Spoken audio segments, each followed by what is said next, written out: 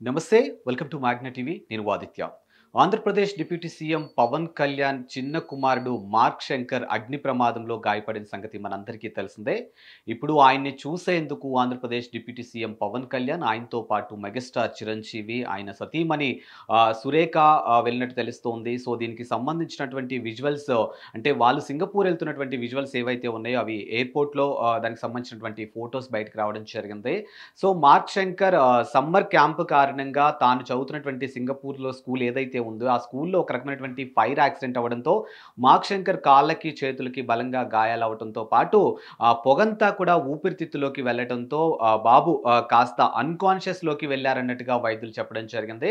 But మెరుగైన వైద్యం కోసం ఇంకా బెటర్ హాస్పిటల్‌కి తనని రిఫర్ చేయాలన్నట్టుగా ఆంధ్రప్రదేశ్ డిప్యూటీ సీఎం పవన్ కళ్యాణ్ కోరినట్టు తెలుస్తుంది. మొత్తానికైతే తన కుమారుడిని చూడ్డానికి అల్లూరు సీతారామరాజు జిల్లా పర్యటనలో ఉన్నటువంటి పవన్ కళ్యాణ్ తన అన్నా, వదినలతో కలిసి సింగపూర్ ఎళ్ళినట్టయితే తెలుస్తుంది. అండ్ ఇక్కడ ఏదైతే మార్క్ శంకర్‌కి నిన్న ఏదైతే బలంగా గాయాలయ్యాయో, అదే డేట్ రోజు అంటే పవన్ కళ్యాణ్ పెద్ద కుమారుడు అకిరానందన్ పుట్టినరోజు కావడంతో దీనికి సంబంధించినటువంటి ఆ అంశం కూడా ఇప్పుడు సోషల్ మీడియా వేదికగా వైరల్ అవుతుంది. అదే అంశాన్ని పవన్ కళ్యాణ్ కూడా స్వయంగా పంచుకున్నట్టు తెలుస్తుంది. నా పెద్ద కుమారుడు అకిరానందన్ బర్త్‌డే రోజే నా చిన్న కుమారుడికి ఇలా గాయాలవ్వటం అనేది కొంచెం బాధాకరమైనటువంటి విషయం అన్నట్టుగా ఆయన చెప్పినట్టుగా తెలుస్తోంది. ప్రస్తుతానికైతే బాబు సేఫ్‌గా ఉన్నారంటూ అక్కడ వైద్యులు కూడా వెల్లడించడం జరిగింది.